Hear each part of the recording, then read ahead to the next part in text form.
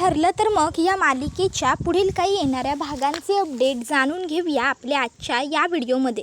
चला तर मग प्रेक्षकांनो सुरुवात करूया आपल्या व्हिडिओला।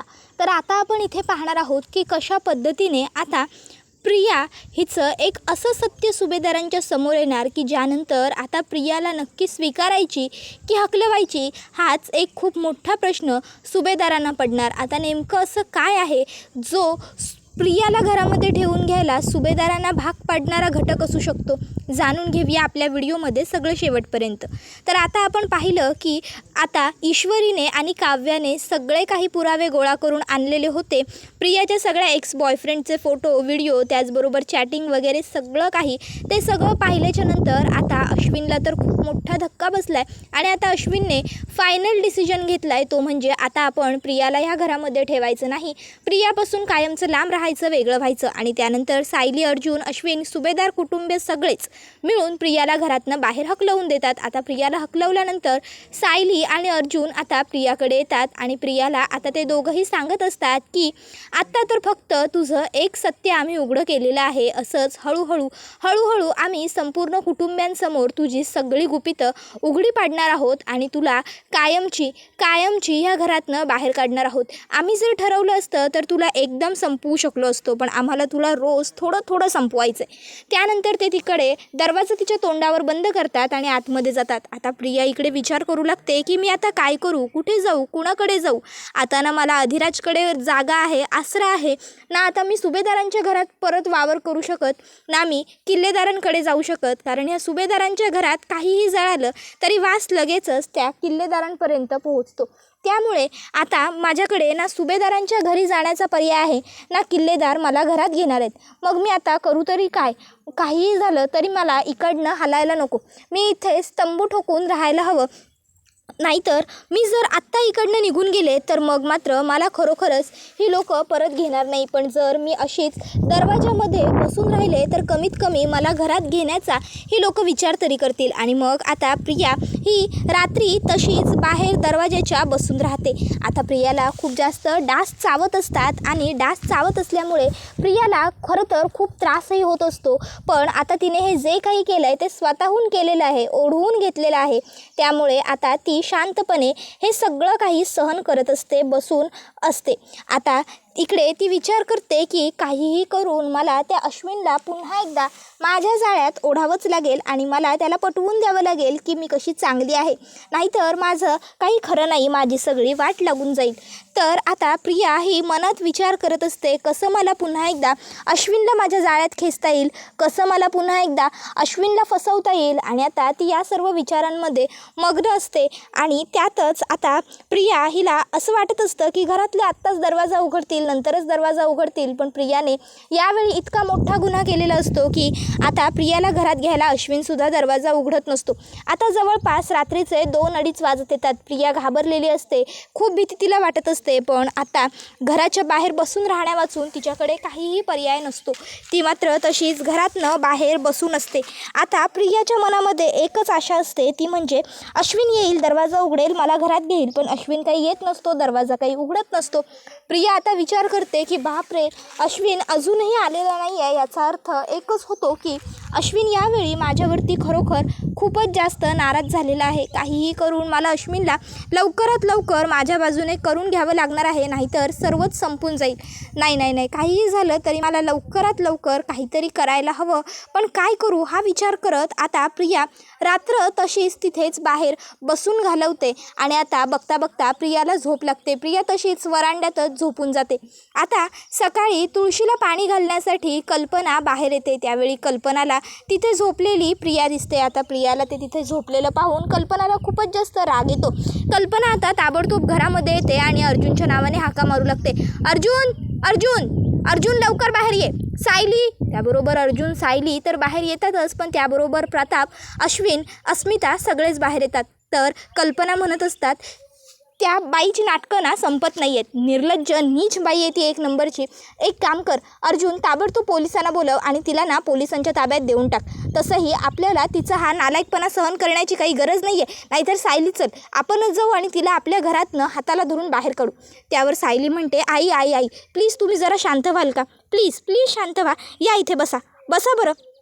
आणि मी काय सांगितलं आहे तुम्हा सगळ्यांना या आधीसुद्धा, आपण प्रियाच्या वागण्याचा विचार करायचा नाही, आपण प्रियामुळे स्वतःला त्रास करून घ्यायचा नाही, सांगितलं आहे की नाही? मग तरीही तुम्ही का तिच्या वागण्याचा इतका विचार करताय? आणि ती गार्डन एरियामध्ये यासाठीच थांबली आहे जेणेकरून आपण तिला सतत बघावं, आपल्याला त्रास व्हावा. पण आपण स्वतःला त्रास करून घ्यायचाच नाही आहे. समजत नाही आहे का तुम्हाला तिची चाल? तर दुसऱ्या बाजूला इकडे आता जेलमध्ये महिपत आणि नागराज हे असतात. महिपतही विचार करत असतो की मी जर चांगला वागलो तर पोलीस मलाही सोडून देऊ शकतात का? तर दुसऱ्या बाजूला इकडे आता सायली ही कल्पनाला म्हणत असते, आई लक्षात घ्या, आपण जर प्रियाच्या कुठल्याही कृत्यावरती काहीही रिॲक्ट झालो ना तर प्रियाच्या हे लक्षात येईल की अजूनही आपण तिचा विचार करतोय, अजूनही आपलं तिच्यावरती लक्ष आहे. आणि हेच आपल्याला घडू द्यायचं नाही आहे. आपल्याला प्रियाला असं अजिबातच जाणवू द्यायचं नाही आहे की आपलं मुळात तिच्यावरती लक्ष आहे. आणि खरंच मुळात आपल्याला आता तिच्यावरती लक्ष देण्याची काहीही गरज नाही आहे. तिला गार्डन एरियामध्ये राहायचं आहे ना, राहू द्या. मी प्रियाला अगदी चांगलं ओळखते, मला खात्री आहे प्रिया 2 दिवसांच्या वरती काही आपल्या गार्डन एरियामध्ये राहणार नाही. ती आत्ता हे सगळं ढोंग करते ते फक्त अश्विन भाऊजींना तिच्या बाजूने वळवून घेण्यासाठी. तिला हे अश्विन भाऊजींना दाखवायचं आहे की ती त्यांच्यासाठी किती हाल अपेक्षा सहन करते, ती किती त्रासातसुद्धा त्यांच्यासाठी इथे राहते. पण आता अश्विन भाऊजींवर सुद्धा तिचा हा जो काही फालतू प्लॅन आहे तो वर्क होणार नाही आहे. त्यामुळे तिला काय करायचं आहे ना ते करू द्या, किती नाटकं करायची आहेत ना ती करू द्या, पण तुम्ही कुणीही त्रास करून घेऊ नका आणि तिच्या ह्या नीचपणाला तर बिलकुलच त्रासून जाऊ नका. पुढे जाऊन प्रियाचा नक्की कसा बंदोबस्त करायचा हे मी आधीच ठरवलं आहे. मला तुम्हा सगळ्यांना तिने जो काही त्रास दिला आहे ना त्या सगळ्याचा एक एक करून बदला घ्यायचा आहे आणि म्हणूनच मी शांत आहे. तुम्हीसुद्धा सगळ्यांनी माझ्यावरती विश्वास ठेवा. लक्षात ठेवा, मी प्रियाला सोडणार नाही आहे, मी तिला चांगली अद्दल घडवणार आहे. तर आता हे सगळं काही अश्विन ऐकत असतो आणि आता अश्विनला पहिल्यांदा सायली अर्जुनचं न ऐकल्याचा खूप जास्त पश्चाताप होत असतो. अश्विनला वाटत असतं की मला हे दोघं समजून सांगत होते तिच्याशी लग्न नको करू, पण मी तिचं ऐकलं आणि ह्या माझ्याच भावावर आणि भाऊजाईवर विश्वास ठेवला नाही आणि मी यांना नको ते घालून पडून बोललो, तिच्याशी लग्न केलं आणि आज हे सगळं काय घडून बसलं. पश्चातापाच्या आगीत जळत असलेल्या अश्विनने आता अन्नपाणीसुद्धा सगळं सोडून दिलेलं असतं. तो स्वतःलाच सर्व गोष्टींचा दोष देत असतो. तो म्हणत असतो, माझ्यामुळे घडलं हे सगळं, मला रियाने फसवलं, त्यानंतर मला वाटलं की आता तरी माझ्या आयुष्यात खरं प्रेम असेल आणि म्हणूनच देवानेच तन्वीला माझ्या आयुष्यात पाठवलं असेल. पण कसलं काय, माझ्या आयुष्यात प्रेमच नाही आहे ही गोष्ट मला कळलीच नाही. मी दळभद्रे आहे, करंट आहे, मी नशीब माझं कसं विसरलो की मला प्रेम मिळूच शकत नाही म्हणून. माझं चुकलं. सायली वहिनी आणि अर्जुन दादाचं जर मी वेळेवर ऐकलं असतं तर घरात एवढा सगळा कलेश झालाच नसता. ह्या सर्व विचारांमध्ये आता अश्विन हा बुडून गेलेला असतो. आता सायली ही अश्विनला 2-3 दिवस ऑब्झर्व करत असते आणि आता तिला हे व्यवस्थित कळून चुकलेलं असतं की अश्विन हा खूप जास्त दुखावला गेलेला आहे प्रियाच्या त्या सगळ्या काळ्या कृत्यांमुळे. आणि मग आता सायली ही अर्जुनकडे येते आणि अर्जुनला सांगत असते, अहो तुम्ही अश्विन भाऊजींना ऑब्झर्व करताय का, बघताय ना ते किती दुखावले गेले आहेत ते. आता कुठल्याही परिस्थितीत काहीही झालं तरी आपल्याला अश्विन भाऊजींना एकटं सोडून चालणार नाही आहे. आपल्याला सतत अश्विन भाऊजींच्या अवतीभोवती, अश्विन भाऊजींच्या आसपास राहावं लागणार आहे. कारण तुम्हाला माहिती आहे ना, मागे जेव्हा रियाने त्यांची फसवणूक केली होती तेव्हा अश्विन भाऊजींना केवढा त्रास झाला होता, त्यांनी किती मनस्ताप करून घेतला होता. आणि ती तर फक्त त्यांची गर्लफ्रेंड होती, पण इथे तर सगळीच कंडिशन विचित्र आहे. अहो प्रिया त्यांच्या लग्नाची बायको आहे आणि प्रियाने त्यांची एवढी मोठी फसवणूक केली आहे म्हटल्यावर अश्विन भाऊजी या सगळ्याचा त्रास नक्की स्वतःला करून घेतील आणि काहीही झालं तरी अश्विन भाऊजींना त्रास व्हायला नको आहे.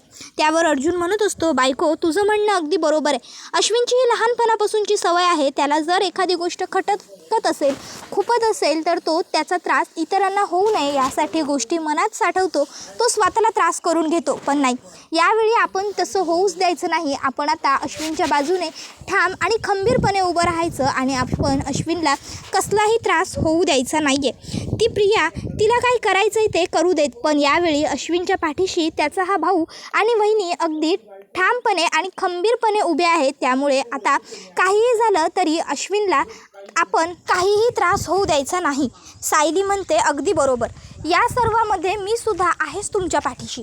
काहीही झालं ना तरीही आपण प्रियाला चांगली जन्माची अद्दल घडवायची, अर्जुन म्हणत असतो.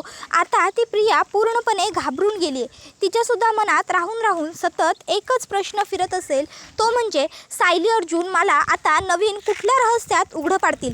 त्यांना हे तर माहीत झालं नसेल ना की ती तन्वी नाही आहे वगैरे वगैरे. ह्याच टेन्शनमध्ये आता तीसुद्धा मग्न असेल. त्याबरोबर सायली म्हणते, हो अगदी बरोबर बोलताय तुम्ही, पण आपण आता प्रियाला हीच भीती तिच्या मनामध्ये कायम ठेवून द्यायची आहे. त्यानंतर मग आता सायली आणि अर्जुन हे दोघंही जण अश्विनकडे येतात आणि ते आता अश्विनची समजूतही घालतात आणि त्याला सांगतात की हे बघ, तुला अन्नपाणी वगैरे सोडण्याची मुळातच काही गरज नाही आहे. खरं तर तुझ्यासारखा एवढा चांगला, प्रेमळ आणि हुशार मुलगा ती मूर्ख मुलगी प्रिया डिझर्वच करत नव्हती. म्हणूनच आम्ही आधीच तुला सांगत होतो की तिच्याशी लग्न करण्याच्या भानगडीत पडू नकोस, पण तेव्हा तू आमचं ऐकलं नाहीस आणि तिच्याशी लग्न केलंस. लग्न केल्याने तर तुला खूपच जास्त त्रास झालेला आहे, पश्चाताप करण्याची वेळ तुझ्यावर आलेली आहे. पण कमीत कमी आता तरी तू आमचं ऐक. अजूनही हातातून वेळ गेलेली नाही आहे. आता जरी आम्ही सांगतोय ते केलंस ना तरीसुद्धा सगळं काही व्यवस्थित होऊ शकतं. त्यामुळे कमीत कमी आता आम्ही जे सांगू ते कर, तसं वाग. अश्विन म्हणत असतो, वहिनी खरंच सॉरी, खूप सॉरी. तुम्ही मला एवढं चांगलं सांगत होतात, तुम्ही एवढं मला समजवत होतात आणि मी मात्र प्रत्येक वेळी मूर्खासारखा वागत गेलो. मी प्रियाच्या प्रेमात इतका वाहवत गेलो की माझा सख्खा भाऊ आणि मोठी वहिनी मला चांगल्याचं सांगते, माझ्या भल्याचा विचार करते, हे सुद्धा माझ्या लक्षात आलं नाही. खरंच सॉरी. तर दुसऱ्या दिवशी आता प्रतिमा आत्या आणि सुमन काकू ह्या दोघीजणी देवळातून जाऊन आलेल्या असतात. आता देवळात गेल्यामुळे त्या विचार करतात की सुभेदारांच्या घरीसुद्धा प्रसाद द्यायला हवा आणि म्हणूनच त्या दोघीजणी आता सुभेदारांच्या घरी प्रसाद द्यायला चाललेले असतात. आता त्या जात असतानाच दरवाजाबाहेरच त्यांना दारात चक्कर येऊन बेशुद्ध पडलेली प्रिया दिसते. आता प्रियाला ह्या अशा अवस्थेत बघून त्या दोघींनाही जरा वियर्ड वाटतं, आश्चर्य वाटतं की प्रिया इथे अशी बेशुद्ध अवस्थेत कशी पडली. मग आता लगेचच प्रतिमा त्या प्रियाच्या जवळ जाते आणि सुमन काकूसुद्धा धावतच तिच्या मागे येते. मग त्या दोघीही जणी प्रियाला उठवण्याचा प्रयत्न करू लागतात. त्या प्रियाला हाका मारत असतात, पण प्रिया काही त्यांना आता हाक देत नसते. मग त्यावेळी प्रतिमा त्या आता मोठमोठ्याने हाका मारतात, सायली अर्जुन, अरे बाहेर या लवकर, सायली अर्जुन. त्याबरोबर मग आता सायली आणि अर्जुन दोघंही त्या ठिकाणी येतात आणि त्यानंतर मग सायली अर्जुन बरोबरच प्रतिमा आत्याने हाका मारल्यामुळे कल्पना, विमल, अस्मिता, अश्विन सगळेच येतात. आता हे सगळे तिकडे येतात आणि बघतात तर काय, प्रिया बेशुद्ध झालेली आहे. मग आता अश्विनला तर खरं तर प्रियाला हात लावण्याची सुद्धा बिलकुल इच्छा नसते, पण तो एक डॉक्टर आहे आणि डॉक्टर म्हणून समोर असा पेशंट पडलेला असताना तो बघत राहणं त्याला योग्य वाटत नाही आणि म्हणूनच तो आता प्रियाला तपासण्यासाठी हात लावतो. आता तो प्रियाला खोलीमध्ये आत घेऊन जातो आणि आतमध्ये घेऊन जातो, बेडवरती झोपवतो आणि तिचा चेकअप करतो. त्यावेळी अश्विनला समजतं की प्रिया प्रेग्नंट आहे. आता प्रिया प्रेग्नंट आहे ही गोष्ट अश्विन घरात सगळ्यांना सांगतो. हिला चक्कर आली आहे ते प्रेग्नन्सीमुळे, ही प्रेग्नंट आहे त्यामुळे हिला चक्कर आली. आता प्रिया प्रेग्नंट आहे हे ऐकताच प्रतिमा आत्यांना तर बरं वाटतं, सुमन काकूलाही आनंद होतो, पण सायली, कल्पना, प्रताप, अर्जुन ह्यांना मात्र कळतच नसतं की आनंद मानावा या गोष्टीचं की दुःख. कारण नक्की हे बाळ अश्विनचं तरी आहे का इतरच कोणाचं तरी आहे हेही त्यांना माहीत नसतं आणि त्यात प्रियाने जे काही कारनामे करून ठेवलेले असतात त्यामुळे प्रियाच्या आनंदात आनंदी व्हावं असं काही त्यांना वाटत नसतं. त्यामुळे ती लोक शांतच असतात. आता सायली ही अश्विनला म्हणत असते, अश्विन भाऊजी अहो नक्की व्यवस्थित तपासून बघा, ही मुलगी खूप ढोंगी आहे, हे हिचं कुठलं नवीन ढोंग तर नाही आहे ना, एकदा व्यवस्थित प्लीज तुम्ही तपासाल का पुन्हा. अश्विन म्हणतो, वहिनी मी व्यवस्थितच तपासलं आहे, मी तिचे पल्स रेट चेक केलेत आणि त्याच्यावरूनच सांगतोय. तर आता प्रिया शुद्धीवर आल्यावर ती विचारते, मला काय झालं होतं अश्विन अरे तू मला खरंच पुन्हा घरात आणलंस. त्याबरोबर अश्विन म्हणत असतो, मी एक डॉक्टर म्हणून फक्त तुझी मदत केली आहे, समजलं, हात सोड माझा, आणि तू प्रेग्नंट आहेस, बाकी तुला काही झालेलं नाही आहे. त्यावर हे ऐकून प्रिया लगेचच स्वतःच्या पोटावर हात ठेवून ड्रामा करत म्हणते, काय मी प्रेग्नंट आहे म्हणजे अश्विन आपण आई बाबा होणार आहोत, अश्विन आपलं बाळ, अश्विन आता तरी मला माफ कर रे प्लीज. हे बघ माझ्याकडनं खूप चुका झाल्या आहेत अश्विन, पण प्लीज तू ते सगळं आता मनात नको ना रे ठेवू. अरे तो अधिराज तो यांचाच कोणीतरी मित्र होता, बघितलंस ना, सायली अर्जुन काय म्हणाले की तो त्यांनीच पेरलेला माणूस होता. अरे तो तर हे सगळं जे सांगत होते त्याचप्रमाणे बोलत होता ना. मीच मूर्ख, मलाच कळलं नाही की मी फॅशन डिझायनिंग करून 2-3 वर्ष होऊन गेली तरीसुद्धा मला इतक्या लगेच एवढा चांगला जॉब कसा काय मिळाला. मला कळायला हवं होतं खरं तर की हा यांचाच काहीतरी कट असेल. अश्विन मी खरं बोलते. अरे आपलं बाळ, आपल्या बाळाच्या भविष्याचा विचार कर. त्याबरोबर अश्विन म्हणतो, 1 मिनटं, कोण बाळ, कोणाचं बाळ, कुठलं बाळ, नक्की हे बाळ तरी माझंच आहे की हेही कोणाचं आहे हे मला अजून खात्रीनिशी पटलेलं नाही आहे. तन्वी, तुझ्या पोटात असलेलं बाळ माझंच आहे कशावरून. नाही, आता अधिराज, त्याआधी बरीच लोक होती तुझ्या आयुष्यात, त्यांच्यापैकी कोणाचं तरी असू शकतं ना हे. उगाचच्या उगाच कोणाचंही बाळ तू माझ्यावर थोपवू नकोस. जर हे बाळ माझं असतं ना तर आनंदाने तुझं कौतुक करायला, तुला आवडीने स्वीकारायला आवडलं असतं मला. आणि तुझे जे काही हे कर्मकांड आहेत ना त्यानंतर मला तुझ्यामध्ये बिलकुल रस नाही आहे. जर हे सगळं तू केलं नसतंस ना तर आज आनंदाने हर्षवायू झालो असतो मी. घरात तुझ्यासाठी नको नको ते करायला सुरुवात केली असती सगळ्यांनी. मॉम, डॅड सगळेच आनंदी असते.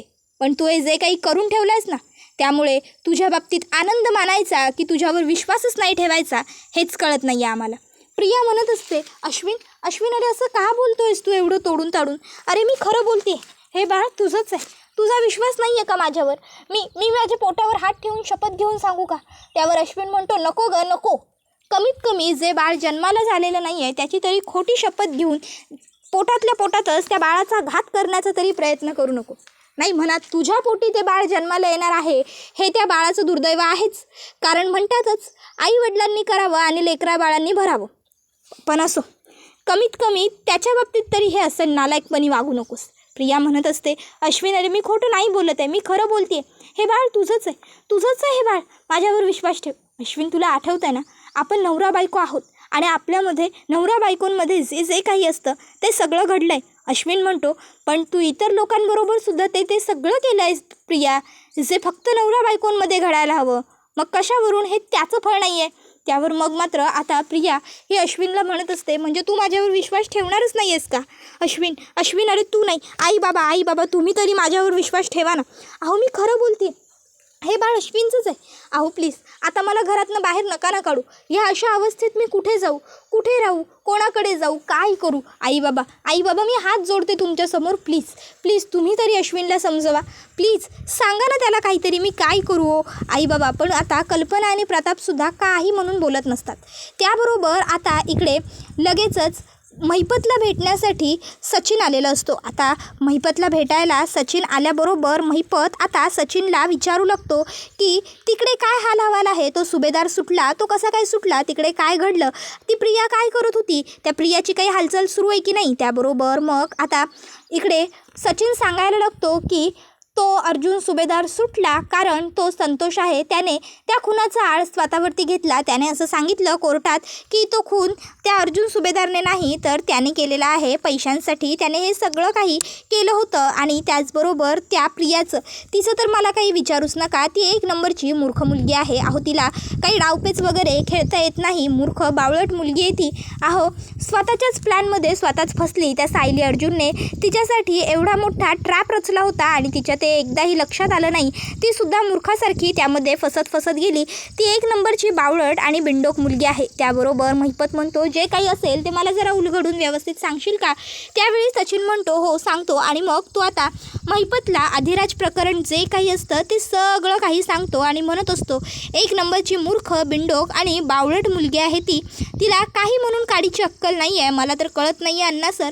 अहो तिच्यासारख्या मुलीला कशाला तुम्ही तुमच्या टीममध्ये घेऊन उगाचच्या उगाच तुमचं नाव खराब करून घेताय. ती मुलगी ना मूर्ख आहे 1 नंबरची. तिला एक डावपेचसुद्धा व्यवस्थित खेळता आलेला नाही आहे. त्याबरोबर आता हे ऐकल्यावर महिपत खूप मोठ्याने हसतो. त्यावर आता सचिनला कळत नाही महिपत का हसतोय ते. सचिन विचारतो, काय झालं अण्णा सर, तुम्ही एवढ्या मोठ्याने का हसताय. त्याबरोबर मग महिपत म्हणत असतो, ती पोरगी नक्की काय चीज आहे ना हे तू ओळखलेलं नाही आहेस. ती जेवढी तुला जमिनीच्या वर दिसते ना तेवढी किंबहुना त्याच्यापेक्षा दुप्पट ती जमिनीच्या खाली आहे. समजलं का. त्याबरोबर आता हे बोलणं काही महिपतचं सचिनला कळत नाही. तर तो म्हणतो की मला काही कळलं नाही, नेमकं तुम्हाला काय म्हणायचं आहे अण्णा सर. त्यावर महिपत त्याला म्हणतो, एक गोष्ट लक्षात ठेव, ती जेवढी मोठी खेळी खेळते ना तेवढी मोठी खेळी कोणीच खेळत नाही आहे आणि खेळूही शकत नाही आहे. समजलं का. त्याबरोबर हा व्हिडिओ इथेच संपतो. व्हिडिओ आवडला असेल तर व्हिडिओला लाईक करा, चॅनलवर नवीन असाल तर चॅनलला सबस्क्राईब करा आणि बेल आयकॉन आठवणीने प्रेस करा, जेणेकरून तुम्हाला पुढच्या प्रत्येक व्हिडिओचं नोटिफिकेशन मिळत जाईल आणि सर्व व्हिडिओंचा आनंद हा अगदी उत्तम पद्धतीने घेता येईल. धन्यवाद.